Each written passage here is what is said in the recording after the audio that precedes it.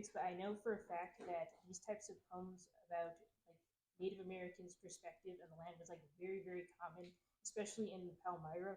Like there's dozens of stories about indigenous people talking about going to war or like their different tribes that are happening at the time, ghosts or whatever. Like there was like a huge obsession with indigenous people stories, and they didn't really care how true or how false it was. It was just like they all had this tone of like ancient wise beings who know better than everybody, and they were telling the story. It's very prevalent. I want to add one thing, which is in our discussions of it, you have pointed out over and over how these artifacts got mythologized by the people who were starting new religions. So, like the digging of the canal unearthed these artifacts, and then the people along it kind of wrote, imagined stories about them that they then incorporated into their new religions. And you've said that to me over and over, and I think that's important to note here. Yeah. So let us close the questions for now.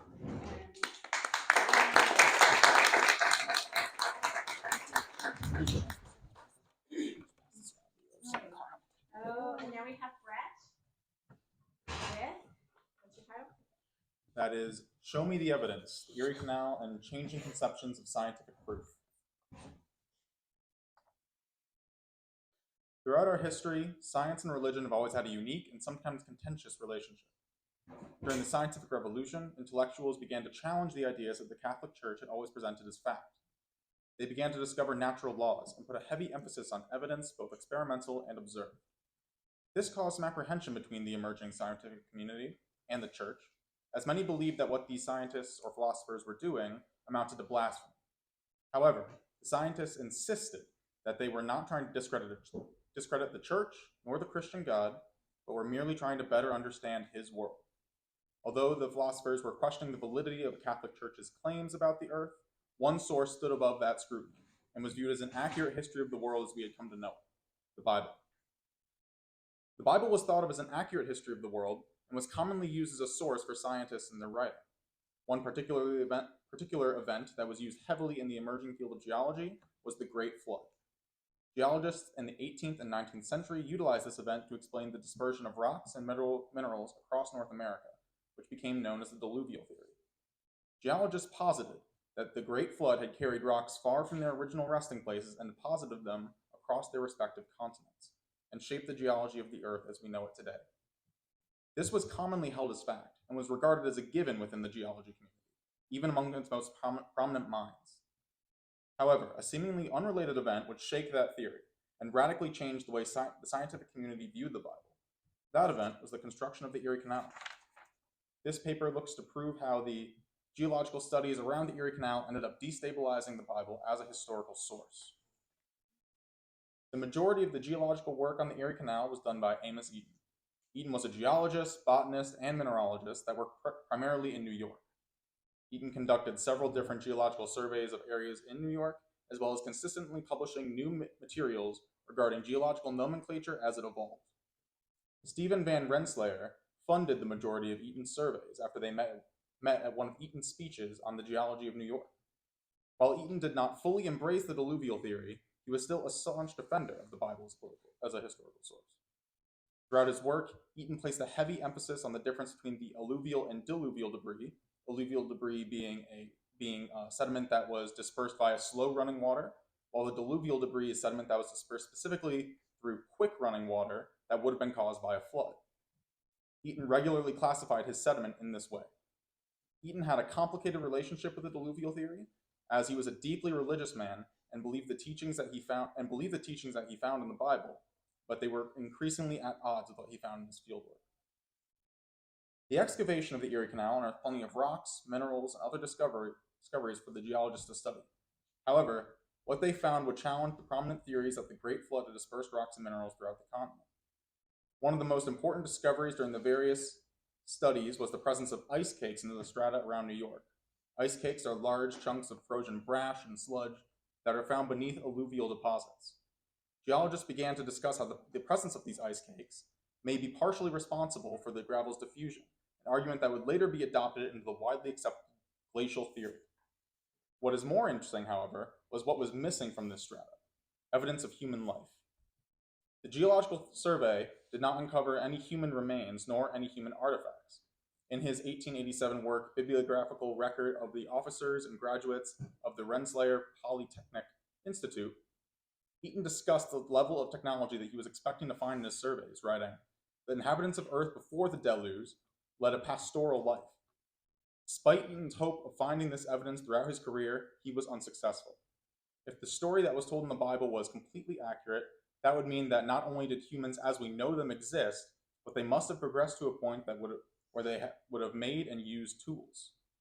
If that version of the history were true, then the excavations would have likely found evidence of human life among the strata, but none was found. Another famous site that was important to the reorganization of knowledge in geology was the Niagara Falls. At the time, geologists were using the ice damage from the Connecticut River to give the Earth a relatively young age. However, students of the geologist Peter Kalm suggested that Niagara Falls is a better gauge for the Earth's lifespan due to the sheer cliffs offering evidence of the falls cutting through the rock across New York. However, when using the Niagara Falls as evidence, it set the age of the Earth far further back than what was suggested in the Bible, again causing controversy within the scientific community.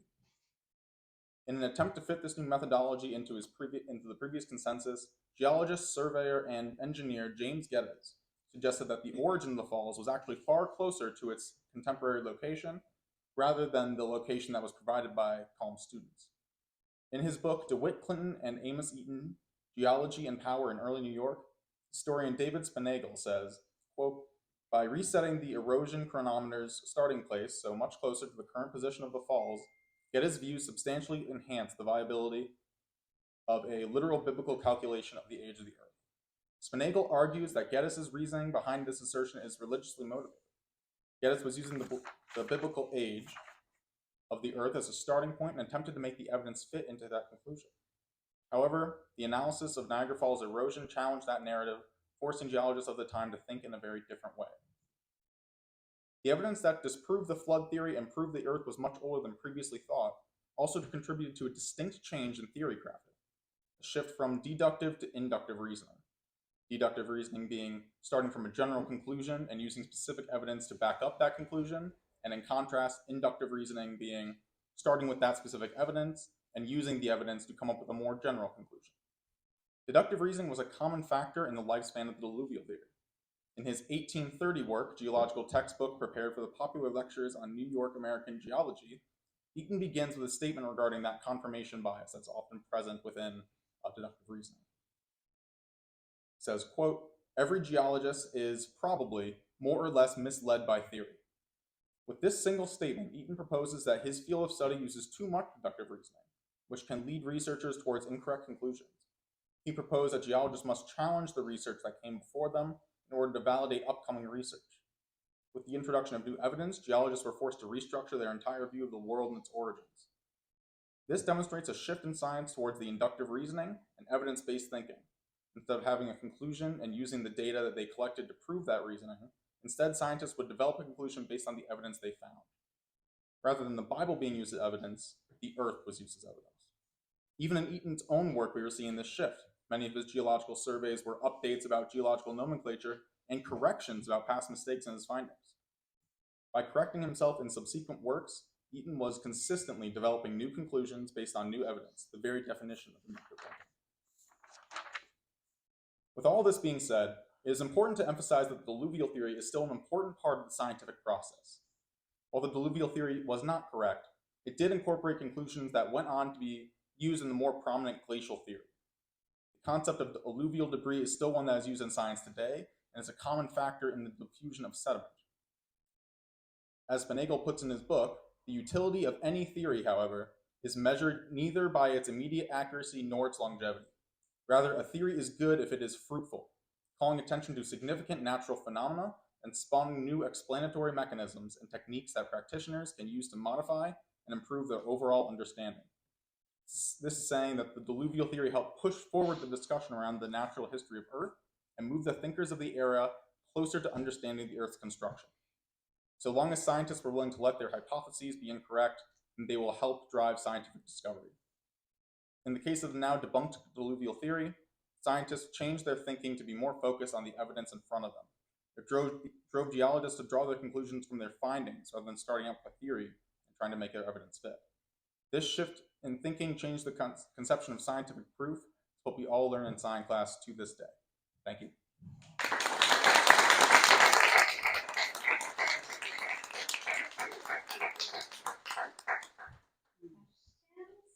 have time for a couple questions.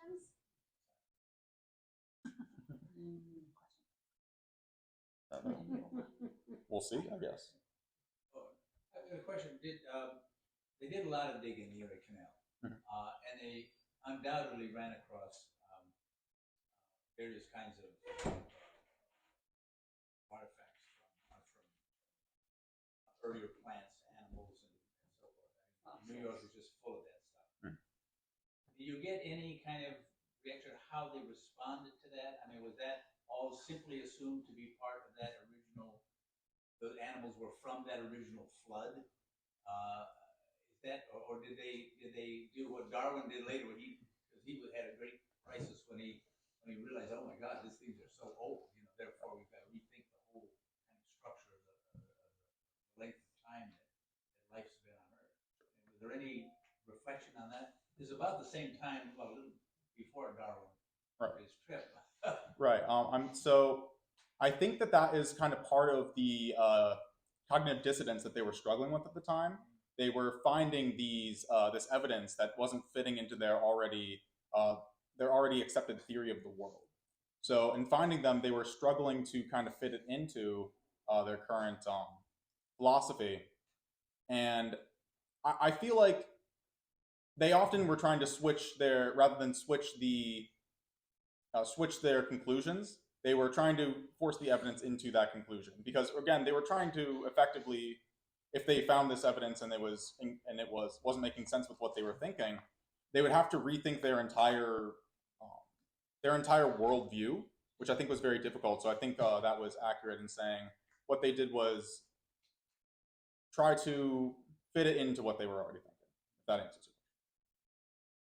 No, just a kind of footnote to that is that most medieval thinking kind of accepted either a Platonic view of the world, a priori things that were then manifest in the physical world, and then the Aristotelian that you have to look at the world to find out what those ideas are. Right. But both of those had a pre-existing idea. You just didn't know it until you studied the world to find that.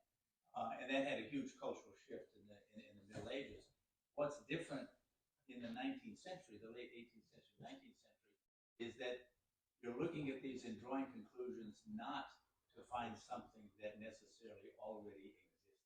Right. And that's why it's opened up. It's freer to not come up with that conclusion that a circle of a daisy is actually indicating the circle of the perfect circle a priori in your head.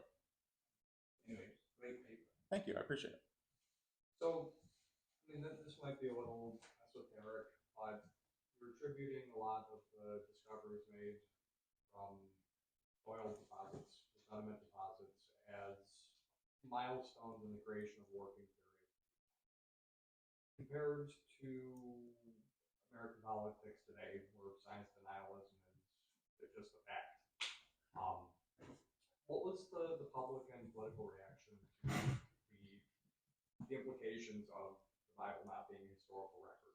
So this was actually something shockingly frustrating when I was doing my research, as I was looking into that for such a long time. I wanted that to be a really strong part of it.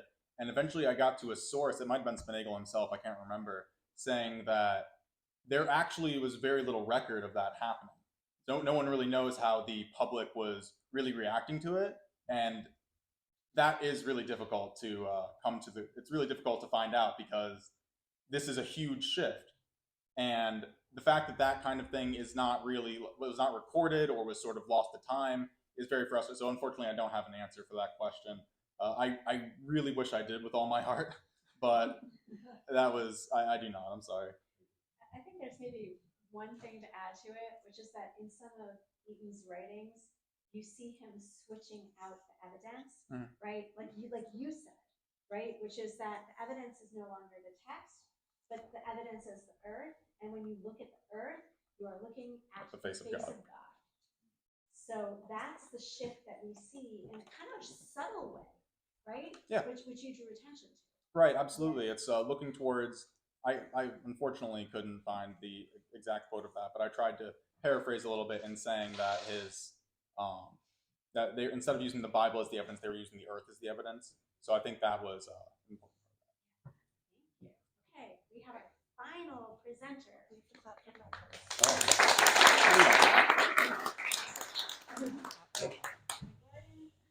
Hello. I really wanted him to use that quote because it's my excuse for why I spend so much time in the woods. My bad. My bad. But I have to start by saying I am very honored to be on this panel with these people you see in front of you. We have had a wonderful time this semester diving into some really cool primary sources, many of which they've already mentioned, which has been extremely beneficial to me because you'll see my project kind of pulls everything together and tries to make it palatable to 8 to 12-year-olds. So that's what I'm working with. So really, when we were discussing these sources, we really looked at a lot of the ways these documents can illuminate forgotten history. And as a native of Western New York, I remember vividly learning about the Erie Canal, and we visited the locks in Lockport, but no one ever told me that there was a parade of boats and a floating science school and an imitation Noah's Ark, and that women botanists were like all the rage at the time. Like that would have been my motivation for science class.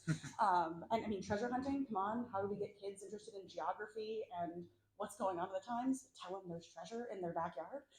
That's a really cool way. And I didn't hear any of this. So instead, I heard about DeWitt Clinton and the politics and the engineering of the canal and all the ideas behind it, that it was an overall good thing. We just didn't hear the perspectives of the women and the displaced indigenous peoples. We heard that it was happening, that it was necessary, and I learned those key points, but not any stories that were interesting enough for me to hold on to as a student, for me to care about this history that was happening in my own backyard. And what I really want is for students in New York who grow up along the Erie Canal, especially, to have a deeper understanding of that local history in a way that's accessible and interesting to them. So I'm writing a novel. So this work in progress is a middle grade novel intended for readers aged 8 to 12, and it is set primarily in Lockport, New York in 1825.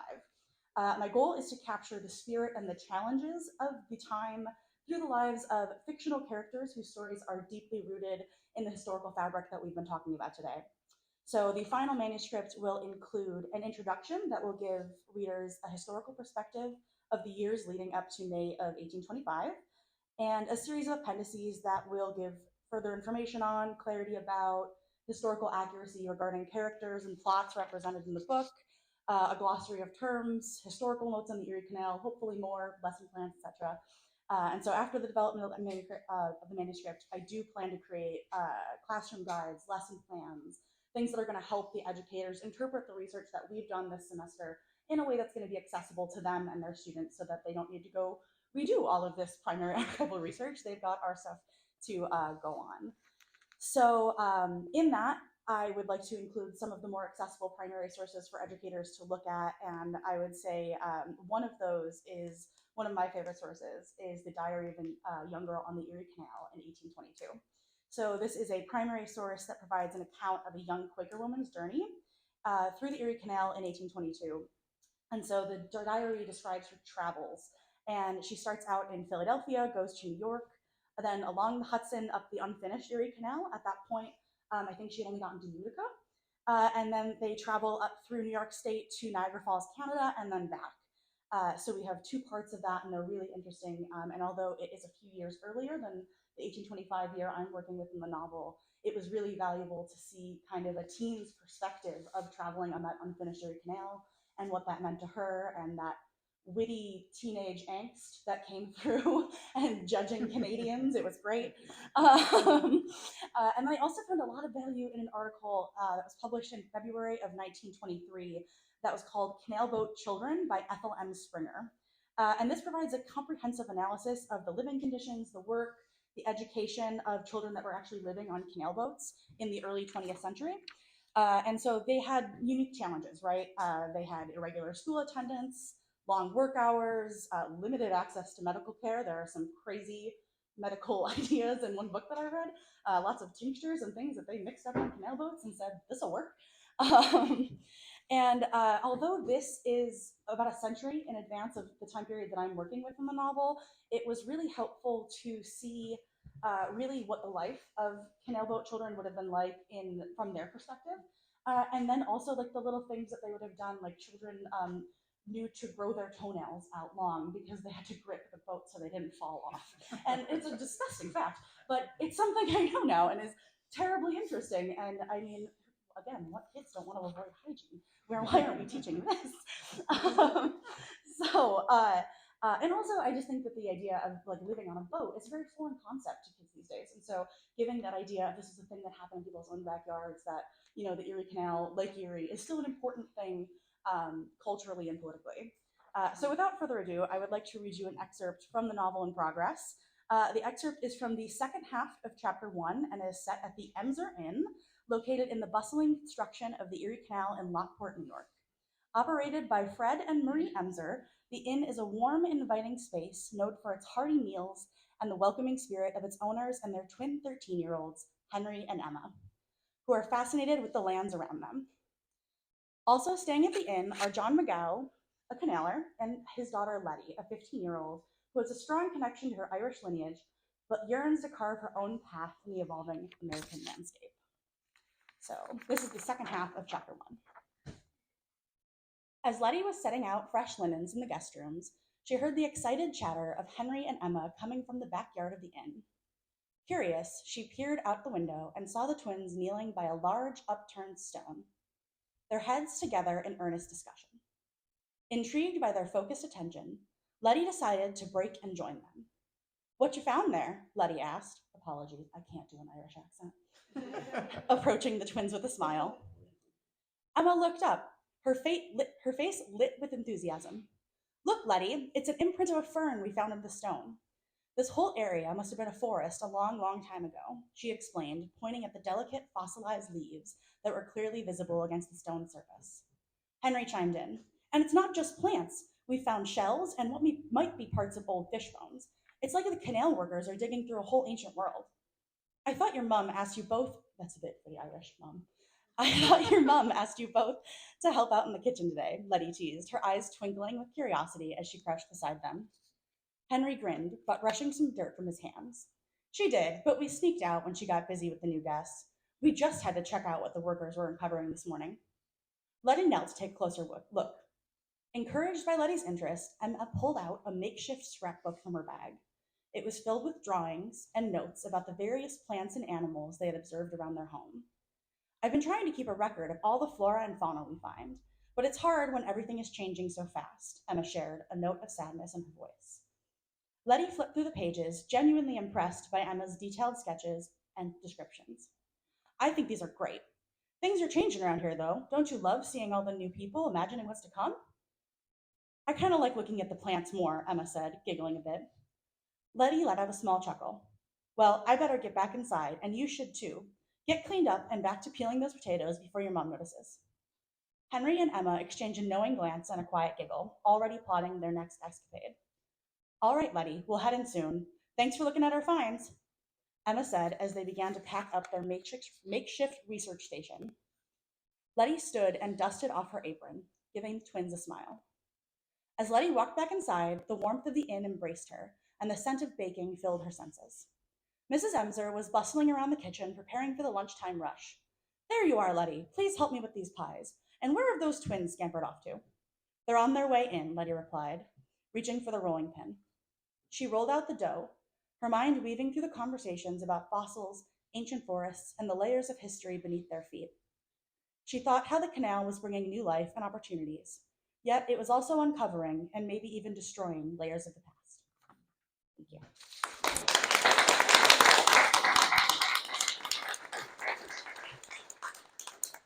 Okay, so let's have a couple questions for Hannah and then questions for the whole group. Have you checked with the Erie Canal Museum? They have a lot of First Oh, gosh, Nation yes. They They're are in, my best friends at this point. okay, because I know they've got a lot of stuff on Oh, kids and the yes. Erie Canal. You got that statue of the. Actually, a couple of my sources were some wonderful exhibits that they did, and a character that is going to come later, who's going to be a mentor to Letty. Her Irish heritage gives her some baking skills, and when she came over, actually Letty and her father John are inspired by real people who came over. The names and the dates align with kind of what I'm looking for the characters, and I can't find much else about them. So I'm imagining an Irish immigrant daughter coming over after her father's came over separately. And what that might mean is that he came over to be a canal worker or to work as a laborer, and she stayed with her mother, intending to come over later. Mother passed away, and she would have to come over by herself. And so there is evidence for children making that cross pond trip by themselves. So that is going to be Letty in our novel. And a mentor to her is going to be Christine Davis, who was a cook on the canal. And the Erie Canal Museum actually has her pot. She had a cauldron that she carried around with her. And I just think that's the coolest thing. So we're going to see Christine a little bit later in the book. Sounds good. Wow.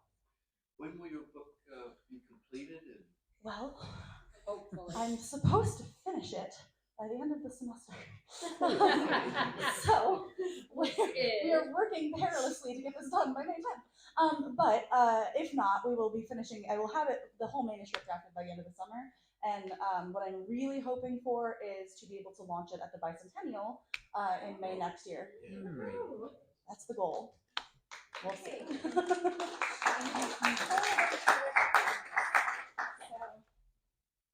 All right, I'm just gonna, Brian, go ahead, and I'll just call on people, that's all. So I found myself in a group of fourth graders the other day talking about boat, about the Erie town, all that stuff, and it was awesome. They're very excited. And then I started talking about the Haudenosaunee, about the story, and I found, next thing you know, the guy's like, all right, we gotta go. I didn't even talk about the Erie Canal. I just started talking about the Haudenosaunee. What little I know about it. How I've been struggling with how to talk about that part of the story in something like you're writing, or even to kids. Yeah. Talk about how you're working through that. Very carefully. Obviously, I am not of indigenous descent, and so it is a story that I am trying to tell very carefully and very honestly. And the way I'm doing that is through an absolute mountain of research. So today I actually met with a wonderful librarian in the UB School of Law who focuses on Haudenosaunee law. And she was able to give me some awesome resources to demonstrate the way in which Haudenosaunee leaders would have spoken and communicated with settler leaders to, demand things, and the way in which those early conversations that would have happened, or like I guess the rules for treaties, I guess to say in a simpler term, that would have happened in the late 1700s, early 1800s, and how that culturally would have changed for people in the 1820s, 1825. And what I learned today was that there was a distinct group of people who, especially in the Seneca Nation, had a really strong tie to philosopher Handsome Lake, and actually descendants of Handsome Lake make it into the manuscript too. And so we have people who are really trying to hold on to that heritage. And so I'm trying to tell the story of people who are grappling with wanting to hold on to their heritage. Well, some folks are saying, well, what are we doing here? We can't just pretend that this isn't going to change us. And so I'm doing that. One of the main characters is actually introduced in the second chapter. His name is Taiwanese, and he will be commonly called Thomas because a lot of Seneca and a lot of indigenous folks chose a name that they could be called that was often interpreted easily by settlers. And so he is going to be a relation to Elizabeth Johnson Parker and the chief Parker, who were both Senecas, and Elizabeth Johnson Parker was descendant of Handsome Lake. So we're going to get a little bit of that philosophy through him as a character. And then I also, when he's first introduced to, it's the twins, they're off scampering in the woods, looking at rocks and things of that nature. And they're introduced to him because, he walks up, they're on his land, they walk up and they're like, oh, we didn't realize how far we got. And that noticing of what he's wearing and things of that nature, because even I, as a researcher, had an impression of a native 16-year-old boy in 1825 still wearing traditional garb, having like deerskin pants and things of that nature. That wasn't true. So being really diligent in my research and how I represent these characters, I think, is in the nuance of how to tell those stories to kids. So they're more interested in, oh, well, that character, what happened to him, and he's dealing with this, and oh, that kind of sounds like my older brother having this personal conflict about whether or not he wants to be on a football team or something. Like, however you can get that emotion and tie that in, I think is a really helpful teaching tool for kids. So I guess long story short, that's the plan. Let's have a round of applause for the whole panel.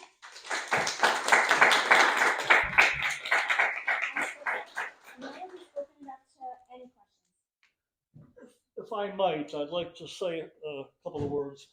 I'm a member of the Canal Society of New York State. Some of you may be familiar with it, maybe not. It's an organization of about 500 people who are enthusiastic about canal history, canals in general, and the canal system of New York State in particular. I'm a past director and I'm past editor of our publication. We produce what we like to think is a scholarly publication twice a year. I would be very interested in receiving any materials on the canal which people are working on. I would invite our young scholars and researchers here. I'm going to give my email address to your facilitator. If anybody would care to submit any material in electronic format to me, I'd forward it to the current editor of our publication. And I would go if anybody else in the audience here is doing scholarly work or research. We're always interested in looking for material to put in our publication.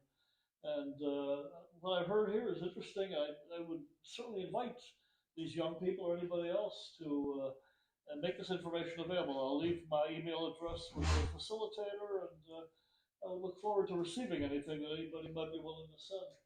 Thank you. I will count that as a continuation of the round of applause. Thanks for that. And now, please, anybody who has questions, please ask. Yes, so, And let us know if you're addressing individuals or the whole panel. based on the character nature of the question so far, I'm probably one of the least educated people in the room on the subject. But I'm a big fan of Howard Zinn and his People's History of the Americas. And a dimension of the papers presented tonight that I'm curious about, in part because of the history of great civic engineering projects in the United States, the Chinese and the Transcontinental Railroad. What were the narratives of the working class and labor on the canal? Was the prosperity and the greatness or glory that came from the canal, was it equally shared? Is it the same story of inequality that plagues much of American history? What's the shakeout? You might be the best equipped for this one. This Okay. one's definitely. I feel like I keep talking. No. Okay, I don't want to monopolize the mic.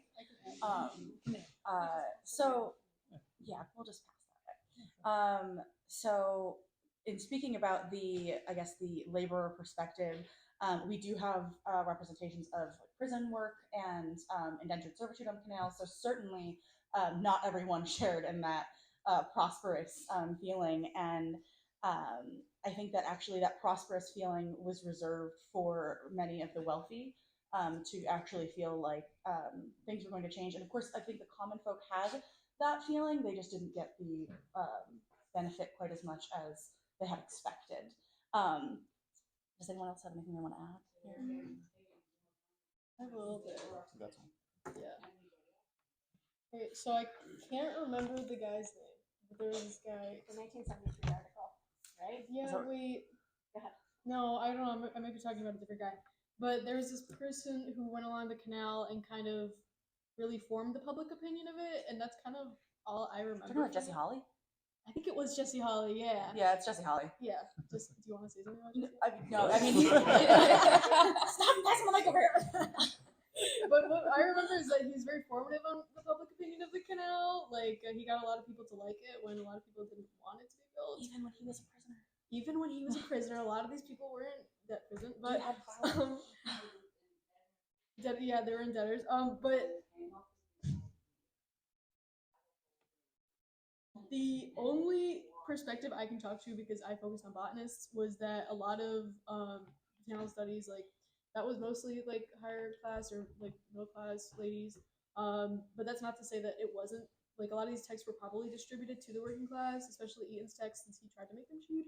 But that's kind of all I can contribute there. Yeah, we also have the Masons. I don't want to talk about the Masons. Yeah, I think Brett knows about it. It's been a while. It's been a while. My paper had changed. It changed topics a little bit, drastically throughout this. So I don't have a ton to say about but I will say in regards to your question about the workers on the canal. I know there were also a lot of indigenous workers that were very much exploited in the construction of it. So in that similar vein to what you were talking about with the Chinese and the Irish as well in the Northeast, there was still a lot of like exploitation in the construction of the Erie Canal. Yeah, and there were also enslaved people and prisoners who were put to work on it. Yeah.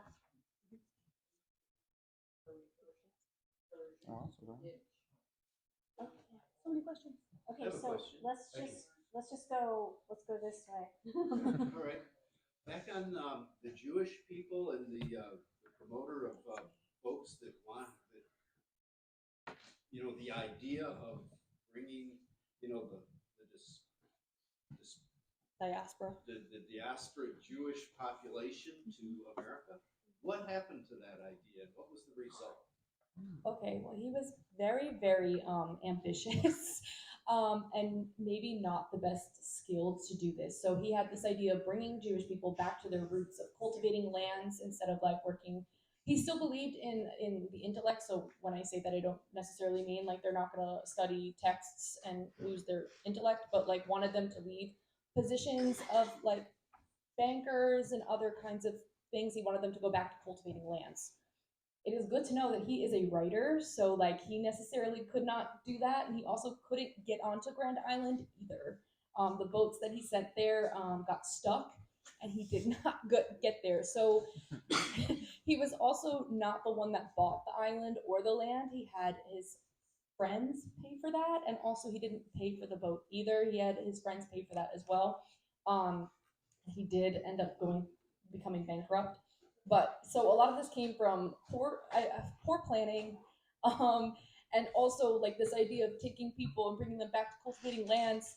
A lot of these people weren't farmers anymore, and he wasn't a farmer, so it's kind of hard to get people to be like, yeah, we're gonna go back and like farm when that's not what they do, and he doesn't even do it. So He was squashed and legislated. What, 1820? No. Hmm? He was squashed. Legislated said no, right? no, he had the land. No. Oh wait, no. I thought when did they tell him no? He didn't have money to do it. He couldn't get on the land. Oh, so that's what it was. But he had people buy the land for him, so it was able to happen. But he just like could not plan it super well. He had people like there's letters that I was able to get at the Center of Jewish History in New York City. He had letters written between him and James Monroe and lots of other founding fathers that were supporting this. I think I forget what his name is, Adam. Please forgive me. I do not usually study American history, but some of the founding fathers wrote to him and were in support of this, but poor planning. It's really where it came down to. Hopefully that helped answer it. So I'm from a bunch of the speakers. You talked a little bit about the Noah's Ark, which is at least in a sense, at least a little educational. It's a lot of examples of things at the time are kind of it's things to just kind of draw excitement. And others had mentioned the school on the canal. Are there any other kind of interesting things that you have found in your research of kind of new uses for the canal, kind of in terms of like any other schools that have in an attempt to kind of follow kids along the canal? Any other things you found kind of new uses to using the canal in kind of inventive ways that we can hear about all the time, or interesting stories about the schools on the canal or the use of Noah's Ark? Well, the ark got stuck halfway through. Yeah, the ark got stuck. It was supposed to go to New York City, and I don't remember which turnstile got stuck on, but it did not make it all the way through. But it was very popular. I found a newspaper that was talking about the ark It didn't necessarily say the ark, but we know it's on it, so we know it's the ark. But yeah, it did get stuck, so it didn't make it all the way through. I'm going back to science education. I'm sorry, but basically, I mean, I'm sure when everyone kind of took a science class in high school, you probably remember doing lab work, and that thing kind of might have been tedious. But that was actually introduced by Amos Eaton in America in the 1820s, 1810s when he was teaching in Troy at Rensselaer. And he would use the canal. So he would take students out to the canal to survey plants and do that sort of thing. So that's kind of how I see like the canal being used as a tool for science educators. And he really popularized that, so people would kind of start taking their students on the canal too, because Amos Eaton was doing it. But I thought that was interesting. Yeah. Go ahead. You kind of touched on this a little bit just now, Maria, but in regards to your question, kind of a bit like removed from it, but Amos Eaton and Stephen Rensselaer started their own university as a result of their research on the geology and such. I believe it's Rensselaer University. I could be wrong. I think it's changed its name since, but has it not? It's the same. Oh, it is the same. Oh, Yeah. oh, my I know everyone seemed to know that. But yes, that is along the. Oh wait, no, I have a cool one. You have a cool one? Yeah.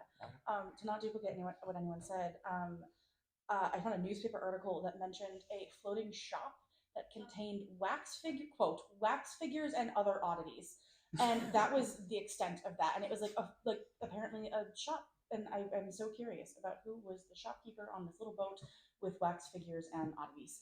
A nomadic. And what were those oddities? Yeah. We did Right. find some when Brett mentioned the ice cakes. I'm so sorry, I'm going to do this to you. Please There go was for it. also mentions of like frozen toads, interesting Oh, things. yeah. So I'm sorry. Yeah. He hates toads. He despises them. It's been a common theme this semester. We don't talk about it. But I'm like, is there a frozen? Like, did you have like some cool toad thing? Like, what was going? I was like, what is going on? And that's what I really wanted to know. But And when they melted, they were alive for a second, and then they died. yeah, they Darn. like jumped a little bit. Yeah, and also the floating circus. There were floating circuses on the Erie Canal.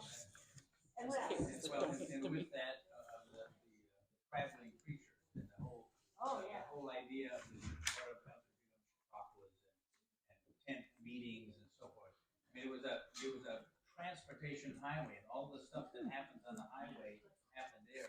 It's wonderful. You may have read Carol Sheriff's book on the artificial river. Yes. One of the major points that she makes is that the canal created a waterfront across the entire state. All of the sins and evils that happen on every waterfront, murders and unemployed people and dislocated. And then the ministers and the preachers came in to save all those people whose souls had been lost in that. So there's an incredible dynamic just because it's a highway, Route 66. But I had another question about observation about the canal in regard to the kind of intellectual changes that were going on, cultural changes that were going on. This was right at the height of the Romantic movement in art, literature, and so forth. And there's this whole shift away from 18th century Enlightenment, everybody quantifying everything and so forth, and the kind of rise of modern notions of science and so forth, and categorizing all of these plants and animals and so forth. And then there was the reaction to that, which was it's about feeling, standing there in the woods, oh my God, the Hudson River School, the romantic landscape. And I think what really is such an important dynamic piece of this whole canal phenomenon is that it's right where the nexus of those two things are bumping into one another. So you get people like DeWitt Clinton, who's just kind of lamenting the fact that native cultures are going away and so forth, and yet, by God, we're going to put this new industrial canal right through the middle of it. And so I just reflecting on the kinds of things that you said, how there's this whole level of idealism. People could see this world out there and things that they could engage with. And I mean, the Jewish people thinking like, maybe this is the place where we can do it. We have freedom to do it. For all those ideals, like in the Constitution about equality, it wasn't happening on the ground, but it could, and it can't happen anywhere else. So it's just a marvelous period. And they don't usually teach, at least when I was a kid, they didn't mention anything between about the War of 1812 and Civil War. It's like, that was like a big, what happened there? Nothing, I don't know if you understand. I have a question for the last speaker. I didn't get her name. Hi, Hannah. I'm sorry? Hannah. Hannah, okay. I know you're doing research for middle school book and education would be key. I was wondering if on the canal it was common for there to be like a library boat, a moving library on the boat, a moving classroom, resources of that kind. I have no evidence for a library boat, and I wish that that's a really cool idea. Like, let's make a library boat. There was one. It was later. Yeah. See, and then that's also a limitation of my research. Is I'm really, really focused on that very first beginning from 1820 to 1830, 35. So at that point in the canal, we have no mandated education. We have no it wasn't until 1829 or 1830 that there was actually a book for students who would be on the canal for the majority of the year to actually use and get some sort of standard curricula to learn, like a workshop book. So at these beginning years in 1825, there was none of that standardization, and they were kind of left to their own devices to learn. Actually, the one source that I mentioned that's from 100 years later also kind of gives me some clues into what they would have been learning, and it's really just how to operate the boat and how to be a valuable person aboard a boat on the Erie Canal. And they had different years of children's education. So a child that's 10 has been working on the canal, has been working on their parents' boat for 6 years. So we see children getting jobs as early as 3 to 4 years old on the boat, and probably fairly good, because there's also a story of a child who was about 3 or 4 years old who was left alone on the boat. Just in a part of the boat. It's a very small cabin, but mother was on the deck doing things, brother's doing other things, and every few seconds she would hear cling, and not paying attention to the toddler not having a job to do. Eventually, an hour or so later, she goes to investigate the cling, only to find the toddler has thrown all of their silverware and all of their cutlery out of the boat into the canal. So I think that they did their best to keep their kids occupied. Okay, thank you. So I think we have time for 2 more questions. Chelsea, please go ahead, and then Brian. Yeah. So I came in late, but you guys each study a topic, and it seems like you all have this better idea of the canal. And we've been talking about the canal. Well, I've been talking about the canal for 2 years. I don't even remember what I learned in 4th grade, but I basically started learning about the canal when I started Maritime Science. And I guess we often do these, not workshops, but brainstorms about our message about the canal to the public. And I guess my question for you guys is, why do we study the canal? Or why do we teach 4th graders about the canal? And when each of us in this room, if we were to ask someone, about the canal or what their message is for the canal, each of us would have our own message, right? Because we cherry pick what we want to tell. So I guess my question for you overall is, if you were to give a message to anyone, the general public, about the Erie Canal, what would that message be? Sure, go for it. Okay. The Erie Canal, I would argue, was built on an idea for American greatness, and then through my research, I do agree that it does help America get that. I didn't know this until I took geology on top of this. I was taking a lot of classes that went alongside this course, which was really interesting. But salt, a salt that was really important for the Civil War, was mined in Syracuse. And how did we get that salt, down to where we were fighting the Civil War? Through the canal. And that's really where we start to see, our America on the map, or however you want to put it. But I do think that that connection is really important. So yeah, the canal helps American greatness, but I think it's also important to see how it spread these ideas and was able to spread knowledge as well, which leads to, a stronger country. Yeah, basically what Fiona said. But no, I mean, I think, yeah, prior to this class, I did think the canal was, interesting, but I didn't really remember it. Like, like Hannah, like, you just kind of let those things go out of your mind because you don't think much is interesting about it besides the economic prosperity. And I'm not an economist. So I think for me, after learning about just how the canal was used for students to learn, outside, and I really like, I would consider myself an amateur naturalist. So I think having that connection to people in history was really nice for me. Having that connection to women in history was also very nice to me. But I think the canal is such an interesting phenomenon of like just a new geography and a way for America to just legitimize its place in the world. I mean, we talked a lot in this class about antiquity, and that was such a big part of the canal's legitimization is that, okay, we're antiquating indigenous people, we're antiquating what was here before so we can establish America. And I think that was really interesting for me to learn. So I think I would want people to kind of just keep in their head that, sure, the canal was such a huge thing in history for America to progress, but it also concealed or intentionally covered up a lot. And that's part of what it is. So, I mean, it's kind of like a very nuanced thing, but I think it's very interesting.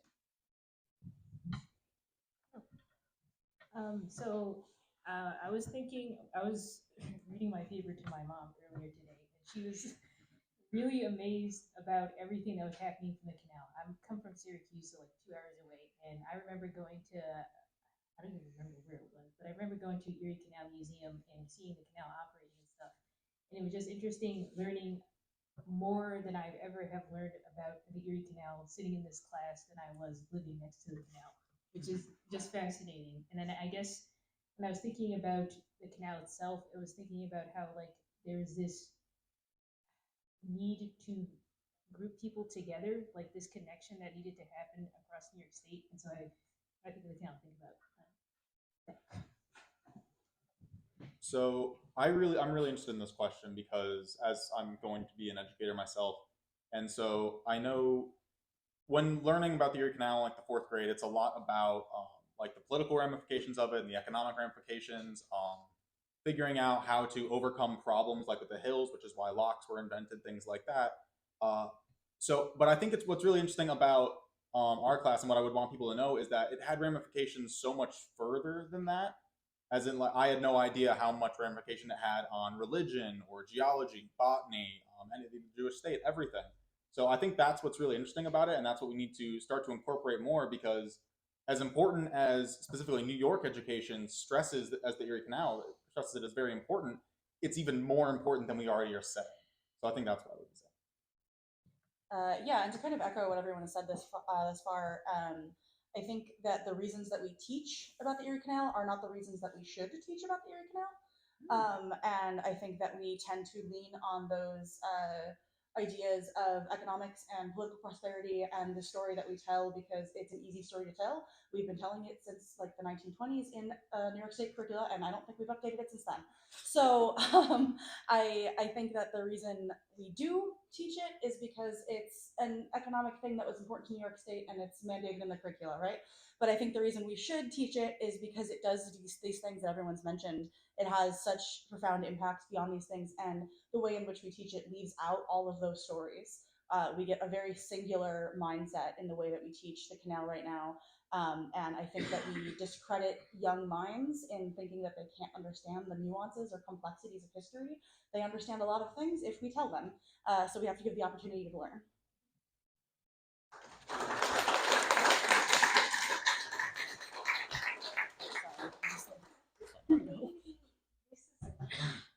If we can save our questions for conversation, that'd be great. But I want to just say one thing. First of all, I am so proud of you. So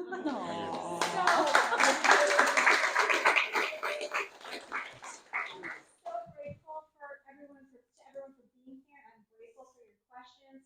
And I'm grateful for sharing your passion with us. So thank you so much, everybody. Please. And if you have questions, we're here to chat. We are here. Thank you everyone for coming to the Buffalo Maritime Speaker Series. If you did not check in, it would help both the Maritime Center and Marla and the class out. Good work, team. Good work, guys. Thank you to our fabulous speakers, and we hope to see you all soon. Thank you so much. And thank you to this book for having us. Cool. It's done. Better Now now. I just, have to write it. The email will be launching, we'll be moving out of the long shed on the 7th. Yeah, Feels good. We'll be inaugurating. Oh my God, Great. It's tough for the rest of us to follow.